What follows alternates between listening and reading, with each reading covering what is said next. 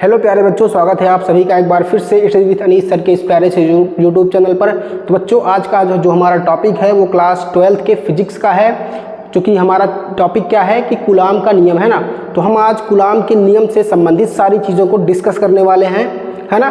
क्योंकि ये क्या है, परीक्षा के बेसिस पे है ना, बोर्ड एग्जाम के बेसिस पे क्या है, बहुत इंपॉर्टेंट टॉपिक है ना। तो चलिए टाइम को वेस्ट ना करते हुए इसकी शुरुआत करते हैं। और हाँ, यदि आप हमारे चैनल पर नए हैं तो चैनल को सब्सक्राइब कर लें, बेल आइकन को प्रेस कर दें, ताकि ऐसे ही वीडियो आपको जब भी मैं अपलोड करूँ है ना, तो नोटिफिकेशन के रूप में आपको मिल जाए। तो अगर आपने ये वीडियो आज देख लिया तो कूलाम के नियम से संबंधित और कभी कोई भी वीडियो आपको देखने की ज़रूरत नहीं है। चलिए बहुत ही बढ़िया तरीके से क्या करते हैं, वीडियो की शुरुआत करते हैं। क्या है कूलाम का नियम, है ना। तो कूलाम के नियम के बारे में मैं आपको इतना बताऊं। सबसे पहले क्या लिखेंगे, हमारे पास क्या है, दो बिंदु आवेश है, ठीक है ना। क्या हो गया, हमारे पास दो आवेश है ना। अब दोनों आवेश क्या होने चाहिए, पहली बात तो स्थिर होने चाहिए, है ना। गतिशील आवेश की बात कूलाम के नियम में नहीं की जाती है ना। कूलाम के नियम की जो बात है वो किसके लिए की जाती है, स्थिर आवेशों के लिए, है ना। और स्थिर होने चाहिए। दूसरी बात क्या होनी चाहिए, बिंदु आवेश होने चाहिए, है ना। अब मेरे पास दो बिंदु आवेश हैं, एक हमने मान लिया Q1, एक हमने मान लिया Q2, ठीक। अब इन दोनों के बीच की डिस्टेंस मान लेते हैं कुछ, जैसे कि हमने मान लिया दोनों के बीच की जो दूरी है उसको मैंने R सपोज कर लिया, R मान लिया, ठीक। तो कूलाम ने क्या बताया, है ना, कि इन दोनों आवेशों के बीच एक बल कार्य करेगा, है ना। आपने पढ़ा होगा कि समान आवेश क्या करते हैं, एक दूसरे को प्रतिकर्षित करते हैं, और विपरीत आवेश क्या करते हैं, एक दूसरे को आकर्षित करते हैं, ठीक। भाई दो आवेश है ना, तो उनके बीच क्या होगा, बल कार्य करेगा। या तो वो आकर्षण का हो सकता है, या तो प्रतिकर्षण का। अगर समान आवेश है, दोनों को प्लस प्लस है, या फिर दोनों माइनस माइनस है, तो क्या होगा, प्रतिकर्षण होगा दोनों के बीच, प्रतिकर्षण बल लगेगा। और दोनों ही क्या है, विपरीत है, ठीक। एक पॉजिटिव है, एक नेगेटिव है, तो दोनों के बीच में कैसा बल कार्य करेगा, आकर्षण का, है ना। तो यहाँ पर दो आवेश हैं, बिंदु आवेश स्थिर हैं, तो इन दोनों के बीच बल कार्य करेगा, है ना। तो अगर बात करें तो जो बल लगेगा, है ना, अब दोनों आवेशों के गुणनफल के, है ना, परिमाणों के क्या होगा, समानुपाती, ठीक। मतलब Q1 और Q2 दोनों के गुणा करने पर जो परिमाण आएगा उसके क्या होगा, समानुपाती, है ना। जो बल लगेगा दोनों आवेशों के बीच वो क्या होगा, दोनों आवेशों के गुणनफल के परिमाणों के क्या होगा, समानुपाती होगा। और पहली बात हो गई, है ना। दूसरी बात क्या है, इनके बीच की दूरी को जितना बढ़ाते जाओगे, है ना, ठीक, उतना ही ज़्यादा क्या होगा, बल स्क्वायर के फॉर्म में घटता जाएगा। मतलब बीच की जो दूरी है R, है ना, उसके वर्ग के क्या होगा, व्युत्क्रमानुपाती, ठीक। मतलब दूरी बढ़ाते जाओगे, है ना, उनके बीच का जो बल कार्य कर रहा है वो क्या होता जाएगा, कम होता चला जाएगा। तो वही बात है ना। इसको हम मान लेते हैं समीकरण नंबर 2, ठीक। अब क्या करेंगे, इसको एक साथ अगर लिखना चाहें तो F प्रोपोर्शनल यहाँ पे क्या हो जाएगा, Q1 Q2 अपान में R², है ना। हमने इसको ऐसे लिख लिया। अब आपको पता है जब भी प्रोपोर्शनल हटाया जाता है ना, हमारे पास एक स्थिरांक आता है, एक नियतांक आता है, ठीक। तो जब भी अब हम क्या करेंगे, यहाँ से जब इस कांस्टेंट को हटाएंगे तो हमारे पास एक वैल्यू आएगी, एंड वो वैल्यू क्या होगी, 1/4 पाई एप्सिलॉन नॉट, ठीक, इनटू यहाँ पे क्या चल रहा है, Q1 Q2 अपान में R², है ना। एक तो फॉर्मूला ये हो गया कूलाम के नियम का, ठीक है ना। दूसरी बात, अब इस 1/4 पाई एप्सिलॉन नॉट की एक वैल्यू होती है ना। भाई इसको हम K के रूप में लिख सकते हैं, कांस्टेंट वैल्यू है ना। तो यहाँ पे लिख सकते हैं K इंटू Q1 Q2 अपान में R², है ना। भाई इसकी जगह पे हमने क्या लिख दिया, K, क्योंकि ये क्या है भाई, कांस्टेंट है एक तरह का, है ना। और बात करें जब इसको भी, यहाँ पे K की जो वैल्यू होती है, चूंकि K बराबर होता है इसकी जो न्यूमेरिक वैल्यू होती है, न्यूमेरिकल वैल्यू, गणितीय वैल्यू, है ना। क्या होती है 9 × 10 की घात 9, ठीक। इसके की फिक्स वैल्यू होती है। तो अगर हम इस वैल्यू को यहाँ पे रख देंगे तो हमारा निकल के क्या आएगा, F बराबर K की जगह पे क्या रख देंगे, 9 × 10 की घात 9, है ना। उसके बाद इनटू यहाँ पे क्या है Q1 Q2 upon R square, तो Q1 Q2 अपान में R स्क्वायर, ठीक। इस फॉर्मूले का इस्तेमाल हम कब करेंगे, जब भी हमको क्या बनाना होगा, न्यूमेरिकल, है ना, कूलाम के नियम से संबंधित कोई भी न्यूमेरिकल बनाना है तो हम क्या करेंगे, इस नियम का इस्तेमाल करेंगे, है ना। तो आई थिंक ये चीज़ आपको समझ में आई होगी, है ना। अब देखो इस चीज़ में ये हमारा पहला आवेश हो गया, ये दूसरा आवेश हो गया, दोनों आवेशों के बीच की दूरी हो गई, ठीक। अगर बात करते हैं इसको हम फिर से ले लेते हैं ना, F बराबर क्या है 1/4 pi epsilon naught into Q1 Q2 अपान में R स्क्वायर, है ना। अब ये किसके लिए है, वायु तथा निर्वात के लिए। ये बल कब काम करेगा, जब दोनों आवेश कहाँ पे रखे होंगे, वायु में होंगे या फिर निर्वात में होंगे, है ना। अगर इन दोनों आवेशों को मान लो, ये भाई मैं लिख दे रहा हूँ वायु तथा निर्वात के लिए, यहाँ पे वायु तथा निर्वात के लिए,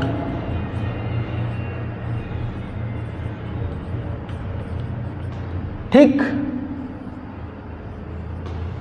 अब क्या करते, सपोज करो मैंने इन दोनों आवेशों को किसमें डाल दिया, एल्कोहल में डुबा दिया, है ना, डुबो दिया एल्कोहल में, या फिर पानी में डाल दिया, केरोसिन में डाल दिया, है ना। अब ये सब एक माध्यम है, ठीक, हवा भी एक माध्यम है और ये सब अलग एक माध्यम है, केरोसिन हो गया एल्कोहल हो गया, है ना, वाटर हो गया। तब जब उसको हम किसी माध्यम में डाल देंगे दोनों आवेशों को, तो उनके बीच का जो बल है वो क्या होगा, प्रभावित होगा, ठीक। तो उस कंडीशन में जो फॉर्मूला बनेगा वो यहाँ पे लिखेंगे किसी माध्यम के लिए,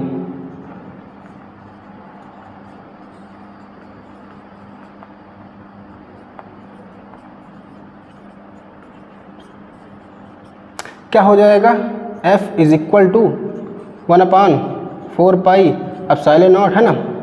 अब वो जो माध्यम आएगा, है ना, उसके लिए हम K इस्तेमाल कर लेंगे यहाँ पे, into K into Q1 Q2 अपान में R स्क्वायर। ये फॉर्मूला हो जाएगा कूलाम का नियम, किसके लिए, जब हम दोनों आवेशों को किसी न किसी माध्यम में डुबोएंगे, ठीक। तो इतनी चीज़ आपने लिख ली है। अब बात करते हैं, यहाँ पे ले लेते हैं भाई, यहीं पे ले लेते हैं एप्सिलॉन नॉट, है ना। इसका मात्रा क्या हो जाएगा भाई, यहाँ पे हम इसको ले लेते हैं, F is equal to 1/4 pi epsilon naught into Q1 Q2 upon R square. अगर हमको एप्सिलॉन नॉट का क्या चाहिए, मात्रक, आप एप्सिलॉन नॉट क्या है भाई, यहाँ पे लिख दे रहे हैं। एप्सिलॉन नॉट क्या है, वायु तथा निर्वात की विद्युतशीलता है।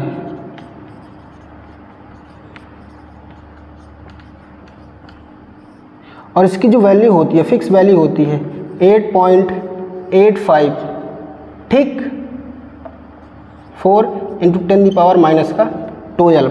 मात्रक इसका क्या हो जाएगा, तो मात्रक अभी हम आपको निकाल के दिखा रहे हैं, है ना।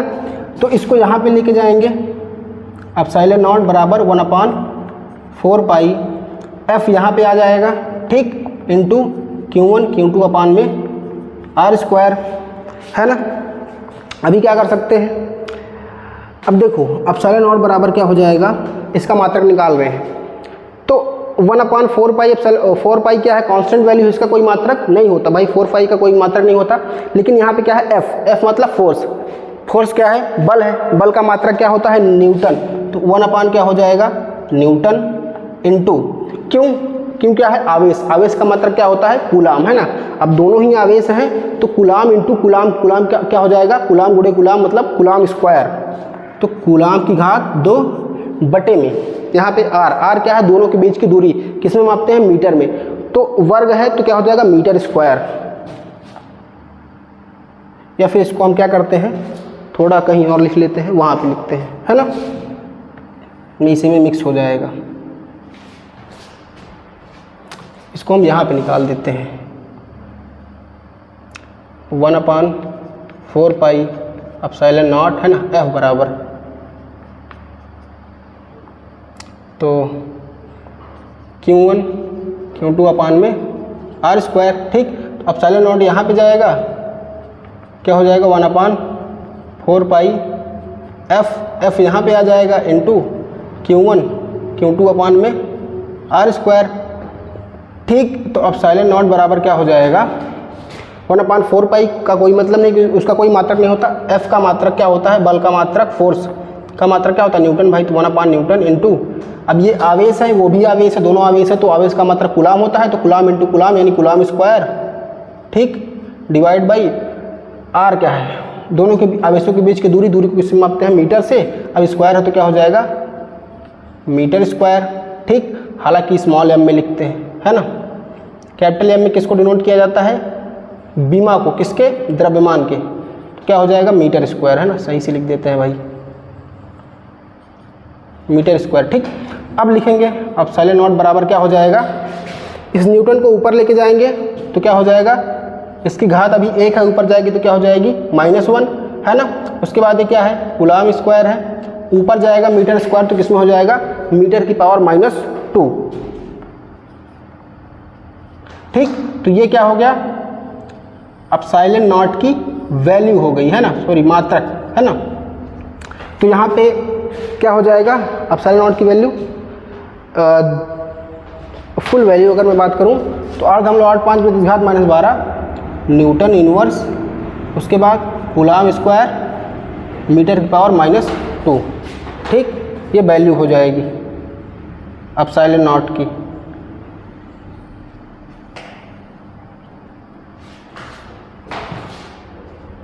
ठीक है भाई, एक बार जल्दी से एक्सप्लेन फिर से करते हैं।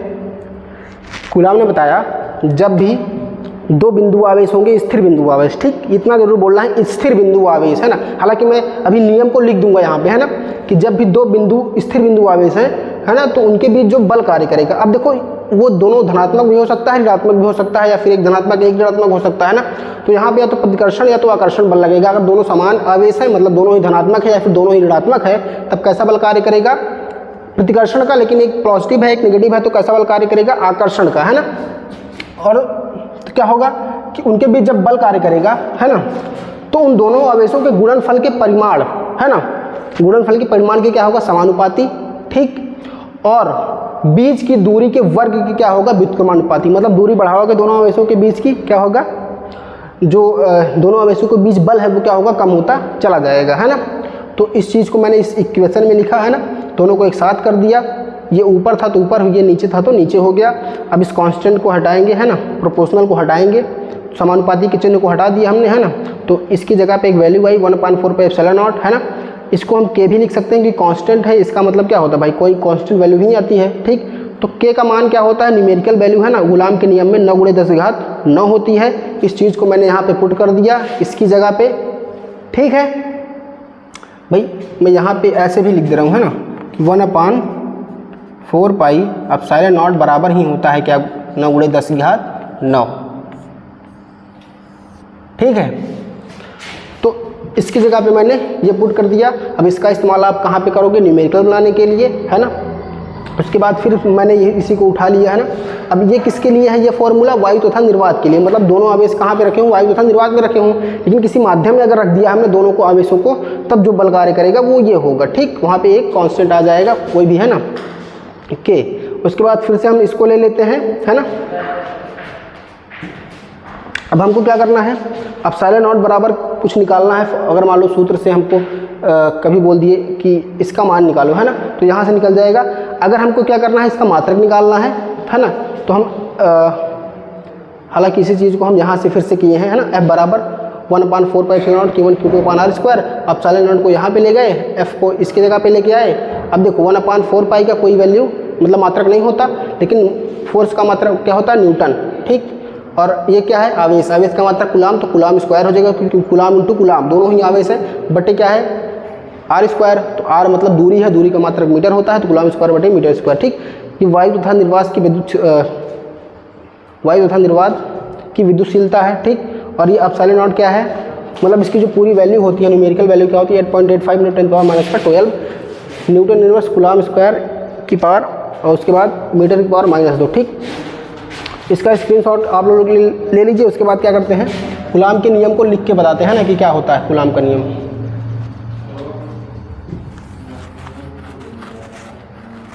को है ना, क्या होता है कूलाम का नियम। कूलाम के नियम के अनुसार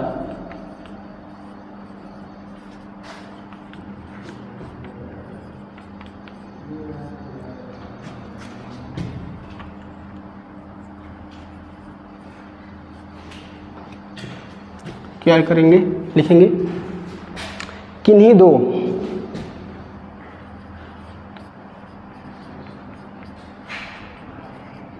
स्थिर बिंदु आवेशों के बीच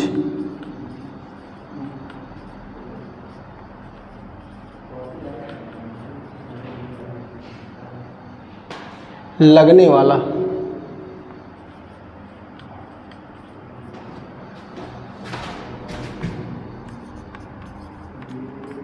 आकर्षण तथा प्रतिकर्षण बल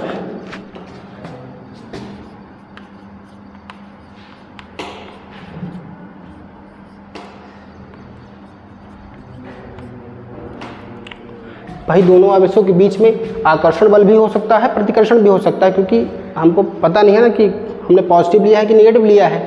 ठीक, तो आकर्षण तथा प्रतिकर्षण बल दोनों आवेशों के गुणनफल के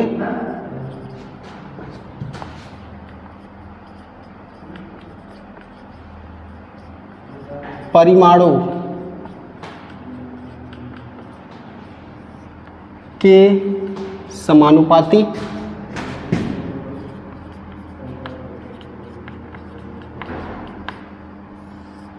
तथा बीच की दूरी के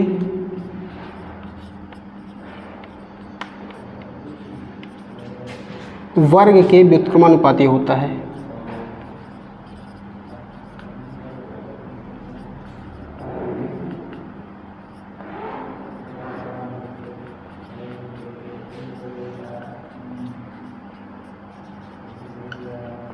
ठीक, इसको आप नोट करेंगे, है ना। कूलाम का नियम यही है। पहले हमने क्या किया, उसको मैथमेटिकल तरीके से समझ लिया, उसके बाद हमने इस तरीके इसको हम लिख लेते हैं ना, कि भाई लिखने के रूप में भी तो लिखना पड़ेगा, है ना। किन्हीं दो स्थिर बिंदु आवेशों के बीच लगने वाला आकर्षण तथा प्रतिकर्षण बल दोनों आवेशों के गुणनफल के परिमाणों के क्या होगा, समानुपाती तथा बीच की दूरी के वर्ग के क्या होगा, व्युत्क्रमानुपाती, है ना। अब इस कूलाम के नियम की कुछ सीमाएं भी हैं। ठीक, मतलब कूलाम का नियम कब काम करता है और कब काम नहीं करता है। तो यहाँ पे लिखेंगे कूलाम के नियम की सीमाएं।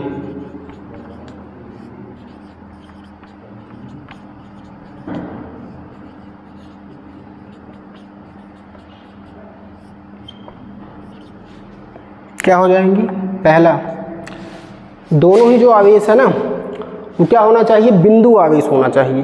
ठीक, तो कूलाम का नियम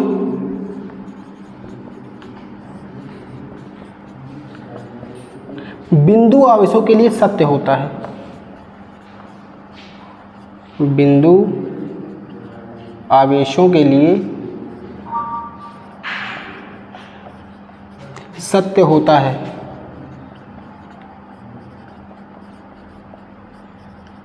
ठीक, दूसरी बात, कूलाम का नियम जब भी पूछेंगे, है ना, तो उनकी सीमाओं के साथ ही पूछेंगे, तो आपको ये याद करके रखना है। तो पहली बात तो दोनों कूलाम का नियम बिंदु आवेश के लिए सत्य होता है। दूसरी बात, कूलाम का नियम स्थिर आवेशों के लिए होता है। बिंदु आवेश तो होना ही चाहिए, साथ में आवेश स्थिर होना चाहिए। गतिशील आवेश के लिए कूलाम का नियम काम नहीं करता है ना। तो कूलाम का नियम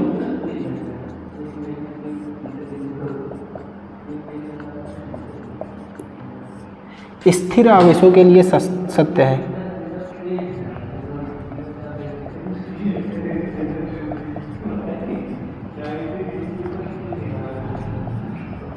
के लिए सत्य होता है।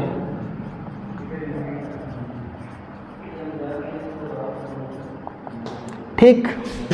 थर्ड पॉइंट क्या होगा? जो कूलाम का नियम है वो बहुत अधिक दूरियों या फिर 10 की घात -15 मीटर से कम दूरियों के लिए सक्सेसफुल नहीं है ना। कि आप एक आवेश को चंद्रमा पे रख दो, एक आवेश रख दो धरती पर, सोचो कि इनके बीच बल कार्य करेगा, तो ऐसा कुछ नहीं होने वाला है ना।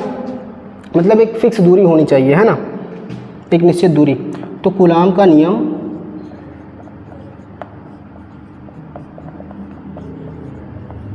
बहुत अधिक दूरी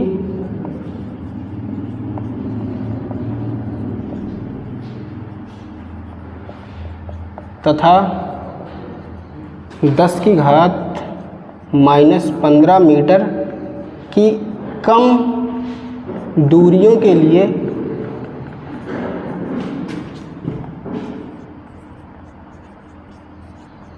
सत्य नहीं है। ठीक। भाई कूलाम का नियम है ना, बहुत ज़्यादा दूर अगर दोनों आवेशों को रख दोगे तब भी उनके बीच बल कार्य नहीं करेगा। दूसरी बात, उनके बीच के जो मिनिमम डिस्टेंस है, कम से कम जो दूरी है वो 10 की घात -15 मीटर होनी चाहिए, है ना। उससे ज़्यादा नज़दीक कर दोगे तब भी कूलाम का नियम कार्य नहीं करेगा, है ना। तो जल्दी से आप इसका स्क्रीनशॉट ले लीजिए, ठीक है।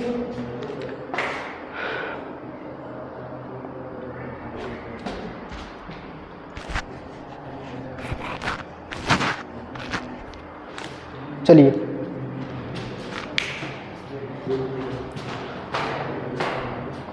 कूलाम के नियम से संबंधित, है ना, जो भी बातें थी वो मैंने आपको बता दिया, समझा दिया, है ना। अब कूलाम के नियम से संबंधित आपको कोई प्रॉब्लम होने वाली नहीं है ना। तो आशा है, उम्मीद है आपको वीडियो पसंद आई होगी। वीडियो पसंद आई है तो वीडियो को लाइक करके चैनल को सब्सक्राइब कर ले, है ना। हेलो प्यारे बच्चों, स्वागत है आपका एक बार फिर से स्टडी विद अनीश सर के इस प्यारे से यूट्यूब चैनल पर। तो बच्चों, क्या आपको पता है ना, कि जो परमाणु होता है उसका जो स्ट्रक्चर होता है ना, उसमें सेंटर में क्या होता है, हमारा नाभिक होता है बीच में, है ना। और इलेक्ट्रॉन क्या करता है, उसके चारों तरफ चक्कर लगाता है और नाभिक के अंदर हमारा प्रोटॉन और न्यूट्रॉन होता है ना। तो दोनों के बीच में, इलेक्ट्रॉन और प्रोटॉन के बीच में क्या करता है, बल कार्य करता है ना। कभी दिमाग में आपके ये क्वेश्चन आया कि इलेक्ट्रॉन ही नाभिक के चारों तरफ कक्षाओं में चक्कर क्यों लगाता है ना, प्रोटॉन क्यों नहीं लगाता? दूसरी बात, इलेक्ट्रॉन ज़्यादा भारी है कि प्रोटॉन ज़्यादा भारी है ना। अब दोनों के बीच में दो बल कार्य करते हैं, एक तो गुरुत्वाकर्षण बल, एक तो हमारा स्थिर वैद्युत बल यानी कि ग्रेविटेशनल फोर्स होता है, ठीक। और दूसरा क्या होता है, इलेक्ट्रोस्टैटिक फोर्स, है ना। गुरुत्वाकर्षण बल के बारे में किसने बताया था हमको बताया था न्यूटन ने, है ना। और इलेक्ट्रोस्टैटिक फोर्स यानी कि स्थिर वैद्युत बल के बारे में हमको कूलाम ने बताया, है ना, जो कि हमको क्लास 12 में पढ़ना होता है। तो हमारे क्लास 12 का ही एक टॉपिक है पहले चैप्टर का कि स्थिर विद्युत बल तथा गुरुत्वाकर्षण बल की तुलना, है ना। 3 नंबर का ये क्वेश्चन होता है, बोर्ड एग्जाम में कई बार पूछा जा चुका है ना। 2026 के बोर्ड एग्जाम में भी पूछे जाने के इसके हाई चांसेस हैं। तो इसी रिकमेंडेशन पर ये वीडियो मैं आपके लिए लेके आया हूँ, है ना। चलिए समझते हैं कि क्वेश्चन क्या होता है कि आपको गुरुत्वाकर्षण बल और स्थिर विद्युत बल की तुलना करनी है ना। तो इसके लिए समझने की कोशिश करते हैं। सबसे पहले हम क्या बनाते हैं, एक परमाणु की संरचना बना लेते हैं। यहाँ पे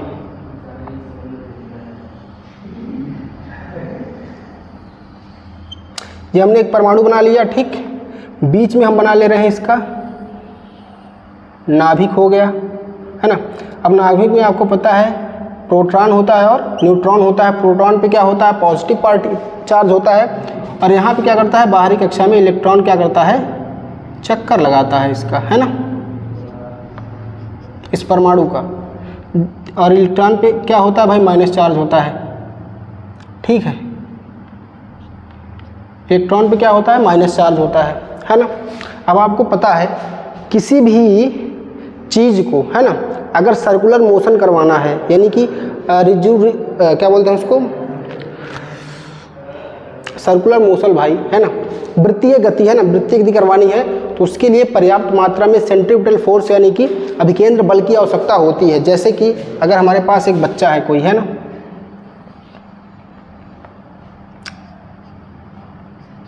क्या किया है, एक रस्सी लिया है, रस्सी से कुछ बांध रखा है, ठीक, इसने एक बॉल समझ लो बांध रखी है। अभी क्या कर रहा है, इस रस्सी से इसने बॉल को बांध रखा है, इसको चारों तरफ घुमा रहा है अपनी, ठीक, ये इस दिशा में ऐसे चारों तरफ घुमा रहा है। तो सोचो घुमाते घुमाते घुमाते घुमाते, है ना, क्या करेगा, यहाँ पे अगर ये बॉल यहाँ पे है ना, अब बॉल कहाँ पे आ गई, यहाँ पे आ गई, ठीक, घुमा रहा था, बॉल इधर आ गई, है ना, ये बॉल यहाँ से चल के यहाँ आ गई। अगर सोचो ये क्या करेगा, इस धागे को छोड़ दे, है ना, जैसे ही धागे को छोड़ेगा तो बॉल इस दिशा में सीधी चली जाएगी, ठीक है ना। आपने समझा, आपने किया होगा बचपन में, है ना, रस्सी से किसी बॉल वगैरह को बांध के, फिर किसी लकड़ी को बांध के आप चारों तरफ घुमाते हो, है ना, और जैसे एकाएक आप छोड़ते हो तो जिस दिशा में छोड़ते हो उसी दिशा में सीधे वो चली जाती है ना। तो ऐसा क्यों होता है, क्यों, क्योंकि देखो अभी तक क्या हो रहा था, इस बॉल को, है ना, इस लड़के ने पकड़ रखा था, ठीक, अपने चारों तरफ घुमा रहा था, है ना। तो कोई भी चीज़ अब किसी भी मतलब किसी भी चीज़ के चारों परितः, मतलब चारों तरफ तभी घूमेगी जब इसके द्वारा, है ना, एक पर्याप्त मात्रा में अभिकेंद्र बल लगाया जाएगा। लेकिन अब जैसे ही इसने क्या किया, छोड़ दिया, तो जब छोड़ दिया तो ये बॉल कैसे जाएगी, सीधा, है ना, स्ट्रेट लाइन मोशन करेगी, यानी कि ऋजु रेखीय गति पर हो जाएगी, है ना, क्योंकि यहाँ पे अभिकेंद्र बल काम करना बंद कर दिया। तो वैसे ही प्रोटॉन और न्यूट्रॉन के बीच भी क्या करता है, एक अभिकेंद्र बल कार्य करता है ना, जो कि क्या करता है, इसको चारों तरफ घुमाता है ना।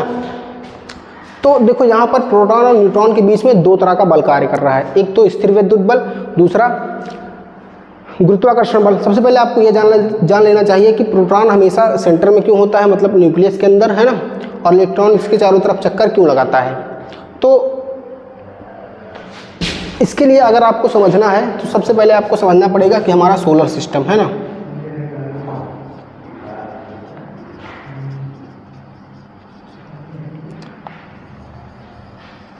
सौरमंडल हमारा, है ना, आपने देखा होगा हमारा बीच में क्या होता है, सन, ठीक, उसके बाद इस तरह से सन की ऑर्बिटल्स होती हैं, कक्षाएं होती हैं, जिसमें क्या होते हैं, बाकी सारे ग्रह चक्कर लगा रहे होते हैं। जैसे मान लो यहाँ पे हमारा बुध हो गया, यहाँ पे शुक्र हो गया, फिर यह क्या हो गई, पृथ्वी, है ना। अब पृथ्वी के भी चारों तरफ कौन चक्कर लगाता है, चंद्रमा लगाता है ना। कभी आपने सोचा कि यहाँ पर सूर्य ही सेंटर में क्यों होता है, केंद्र में क्यों होता है? क्योंकि देखो सूर्य का जो द्रव्यमान है वो द्रव्यमान सबसे अधिक होता है ना। जिस चीज़ का द्रव्यमान सबसे ज़्यादा होगा वो क्या होगा, हमेशा सेंटर में रहेगा, और जिसका द्रव्यमान कम होगा वो क्या करेगा, उसके परितः चक्कर लगाएगा, है ना। तो यहाँ पर सन का द्रव्यमान सबसे ज़्यादा है। आपको पता है न्यूटन का जो नियम है गुरुत्वाकर्षण का नियम क्या बोलता है कि कोई भी दो वस्तुएं हैं ना, जिनका कोई भी दो पिंड हैं जिनका द्रव्यमान है, ठीक,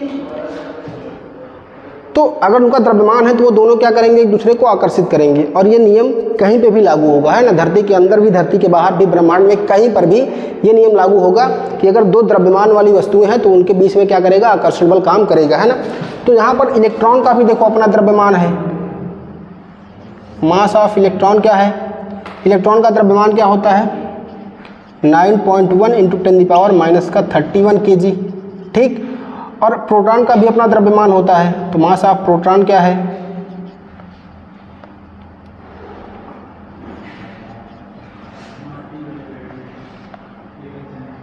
1.67 इंटू 10⁻⁻27 kg, है ना। तो देखो भारी कौन है, प्रोटॉन है, क्योंकि माइनस में जिसकी घात कम होगी वही क्या होगा, भारी होगा, है ना। तो यहाँ पर जिससे सन भारी था ना, सबसे ज़्यादा द्रव्यमान सन के पास था, तो इसीलिए सन क्या था, सेंटर में था, बाकी सारी चीज़ें उसका चक्कर लगा रही थी। पृथ्वी क्या है, चंद्रमा से भारी है, इसीलिए चंद्रमा सेंटर में है, और चंद्रमा क्या कर रहा है, पृथ्वी का चक्कर लगा रहा है। वही चीज़ प्रोटॉन क्या होता है, भारी होता है ना, जिसके कारण क्या होता है, वो न्यूक्लियस में जाके बैठा होता है, और इलेक्ट्रॉन क्या करता है, उसका चारों तरफ चक्कर लगाता है। दोनों का ये द्रव्यमान है ना। और दूसरी बात, एक तो यहाँ पे क्या लग रहा है, गुरुत्वाकर्षण बल, है ना। पहला क्या लग रहा है, गुरुत्वाकर्षण बल।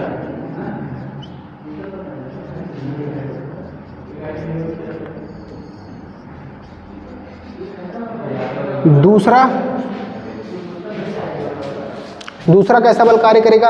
अब देखो आपने सुना होगा, दो विपरीत आवेश क्या करते हैं, एक दूसरे को आकर्षित करते हैं, है ना।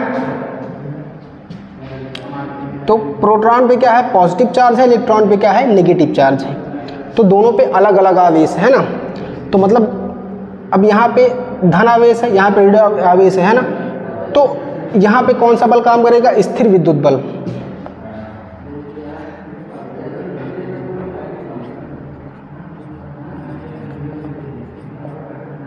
ये विद्युत होता है, विद्युत नहीं होता,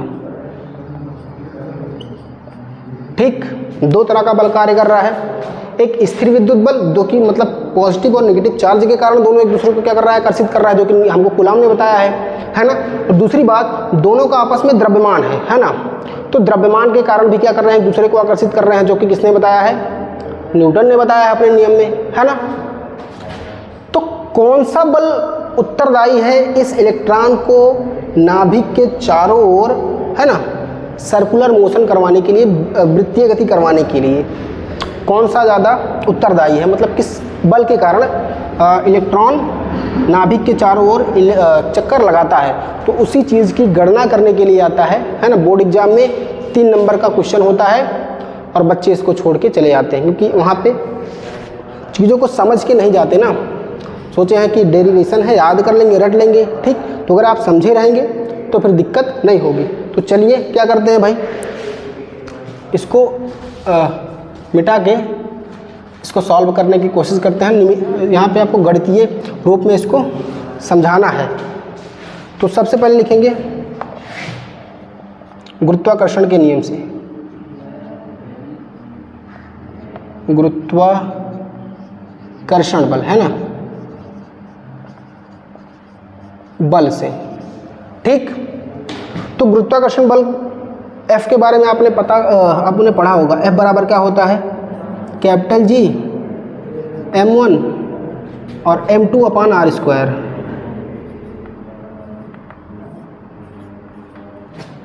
अब लेकिन यहाँ हमारा m1 m2 किसको मान लेते हैं, इलेक्ट्रॉन का द्रव्यमान और प्रोटॉन का द्रव्यमान, है ना। तो m1 हमारा क्या हो गया, इलेक्ट्रॉन का द्रव्यमान, m2 क्या हो गया, प्रोटॉन का द्रव्यमान, यानी ये हो गया। और दोनों के बीच की दूरी r होती है, आपको पता है, ये फॉर्मूला होता है ना, यही चीज़, ठीक। ये फर्स्ट हो गया, है ना, गुरुत्वाकर्षण बल के कारण लगने वाला। अब देखो इस बल को, इस नियम को किसने बताया था, न्यूटन ने। तो यहाँ पे हम L लिख दे रहे हैं, ठीक, ताकि डिफरेंस आपको पता रहे। दूसरी बात, स्थिर विद्युत, यहाँ पे लिखेंगे स्थिर विद्युत बल से इलेक्ट्रोस्टैटिक फोर्स, स्थिर विद्युत बल से, है ना। क्या होता है, कूलाम के नियम की बात कर रहा हूं मैं, F = K Q1 Q2 अपान में r स्क्वायर, है ना। अब लेकिन यहाँ पे क्या है, इलेक्ट्रॉन और प्रोटॉन की बात हो रही है ना। तो क्यों इलेक्ट्रॉन का आवेश इंटू क्यों प्रोटॉन, मतलब इलेक्ट्रॉन का आवेश और प्रोटॉन का आवेश, ये हमारा Q1 हो गया, ये Q2 हो गया। भाई इलेक्ट्रॉन और प्रोटॉन की बात हो रही है ना, तो इसको हम बना देते हैं समीकरण 2, ठीक है। अब हम लिखेंगे, अब इन दोनों की तुलना करनी है, तो क्या करना है, अब देखो इसको नियम को किसने दिया था, कूलाम ने, तो यहाँ पे मैं C लिख दे रहा हूँ, ठीक है। अब इन दोनों की तुलना करनी है ना, तो हम क्या करेंगे, भाग दे देंगे। समीकरण 1 का 2 से भाग देने पर। तो क्या हो जाएगा, गुरुत्वाकर्षण बल बटे स्थिर विद्युत बल बराबर, अब देखो ये पूरी वैल्यू ऊपर लिखेंगे, capital G mass of electron into mass of proton divide by R square पूरे का बटे स्थिर विद्युत बल इधर क्या है के इंटू, यहाँ पे इंटू है ठीक, इलेक्ट्रॉन पर आवेश इंटू प्रोटॉन पर आवेश बटे आर स्क्वायर। ठीक है, क्या करेंगे, आर स्क्वायर से आर स्क्वायर कैंसल आउट, यहाँ पे क्या बच जाएगा, F N upon F C is equal to capital G into mass of electron into mass of proton upon K into electron पर आवेश इंटू प्रोटॉन पर आवेश, है ना। अब ये यहाँ पे गुणा ही है ठीक, तो मैं इसको इंटू करके नहीं लिख रहा हूँ, है ना, आप समझ जाइए। इसका माइनस चार्ज है इलेक्ट्रॉन का, है ना। तो अब हम यहाँ पे रखेंगे वैल्यू, पुट करेंगे भाई एफ एन अपान एफ सी।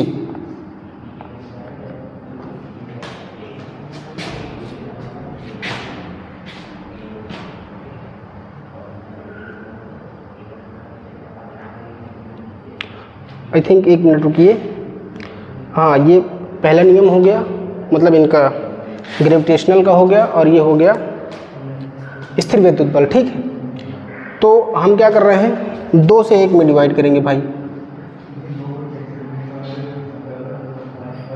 ठीक है, तो यहाँ पर कर लेते हैं C, यहाँ पे N, यहाँ पे C कर लेते हैं, यहाँ पे N है ना, यहाँ पर C और यहाँ पे N। ठीक, वैल्यू थोड़ा चेंज हो जाएगी, है ना।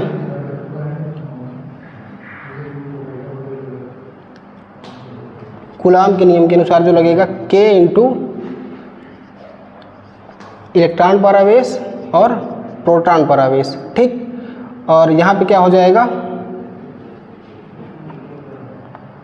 Capital G into mass of electron और मास ऑफ प्रोटॉन। ठीक है, और भाई और क्या होगा, आई थिंक सब ठीक है। हाँ, तो यहाँ से फिर से चीज़ों को लिखना स्टार्ट करते हैं।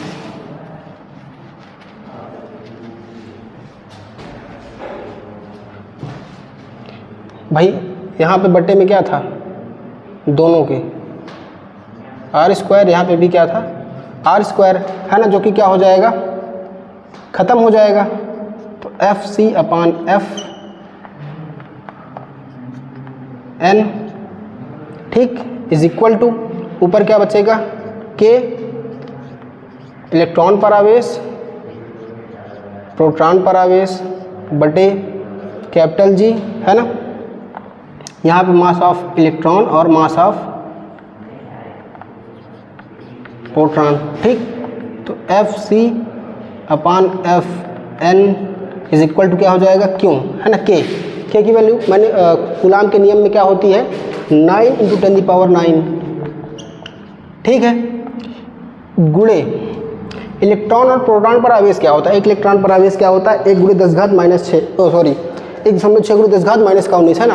और सेम आवेश प्रोटॉन पर भी होता है, मतलब इलेक्ट्रॉन और प्रोटॉन का क्या होता है, आवेश दोनों पे क्या होता है, समान होता है, लेकिन दोनों के द्रव्यमान क्या होते हैं, अलग अलग होते हैं। तो यहाँ पे क्या हो जाएगा, इलेक्ट्रॉन पर आवेश 1.6 × 10⁻⁻19 गुणे प्रोटॉन का भी क्या होता है, 1.6 × 10⁻⁻19 कूलाम बटे, यहाँ पे क्या हो जाएगा, कैपिटल जी गुरुत्वाकर्षण नियतांक क्या होता है, 6.67 × 10⁻⁻11 गुणे इलेक्ट्रॉन का द्रव्यमान क्या होता है, ये होता है 9.1 इंटू 10⁻⁻31 इंटू प्रोटॉन का क्या होता है 1.67 टू 10⁻⁻27।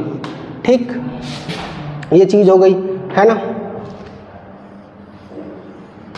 अब इस पूरी वैल्यू को सॉल्व करना है ना। तो आपको पेपर में इसको सॉल्व नहीं करना है ना, कि सॉल्व करने जाओगे तो फिर बहुत अटक जाओगे, बहुत बड़ी लेंथी कैलकुलेशन हो गई है ना। आपको डायरेक्ट क्या करना है, इसको सॉल्व करने के बाद जो मान आएगा उसको याद करके जाना है। चतुराई है ना, समझदारी यही है। तो यहाँ पे क्या हो जाएगा FC/FN इज इक्वल टू, इसको जब सॉल्व करोगे तो आप वैल्यू क्या आएगी 2.27 इंटू 10⁻39। ठीक, उसके बाद इसको उधर भेज दो, FC is equal to 2.27 into 10⁻39। उसके बाद यहाँ पे क्या लिख दो FN, है ना। तो इसका क्या मतलब हुआ, स्थिर वैद्युत बल गुरुत्वाकर्षण बल का कितना होता है 2.27×10⁻39 है ना। मतलब स्थिर वैद्युत बल यानी दोनों आवेशों के बीच जो लगता है बल, वो वाला बल दोनों के द्रव्यमान के लगने वाले बल के क्या होता है, कितना गुना होता है 10⁻39 है ना। तो घुमाने के लिए उत्तरदायी कौन है, नाभिक के चारों तरफ इलेक्ट्रॉन को घुमाने के लिए उत्तरदायी कौन सा बल है, जिस बल के बारे में कूलाम ने बताया, यानी कि स्थिर वैद्युत बल है ना। इलेक्ट्रॉन को नाभिक के चारों तरफ घुमाने के लिए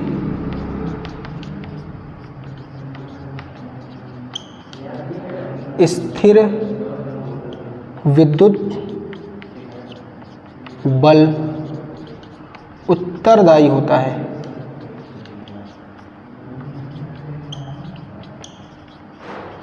ठीक, इतना आपको लिखना होगा है ना। तो आपको निश्चित तौर पर 3 अंक मिल जाएंगे है ना, जितने नंबर का क्वेश्चन आएगा। और इस डायग्राम को यहाँ पे ऐसे आप लिख सकते हो, मास ऑफ, यहाँ पे लिख देना मास ऑफ इलेक्ट्रॉन। ठीक, 9.1 इंटू 10⁻31 kg, और यहाँ पे मास ऑफ प्रोटॉन लिख सकते हो है ना। मास ऑफ प्रोटॉन कितना होता है 1.67 10⁻⁻27 kg। ठीक है, ये हो जाएगा। ठीक, और दोनों पे इलेक्ट्रॉन और प्रोटॉन पे आवेश क्या होता है मैंने बता रखा, सेम होता है 1.6 टू 10⁻⁻19 कूलाम है ना। तो कौन सा बल उत्तरदायी होता है, जिस बल के बारे में कूलाम ने बताया, जो कि हमारा क्या है स्थिर वैद्युत बल है ना। तो उम्मीद है ये चीज़ आपको समझ में आई होगी बेहतरीन तरीके से।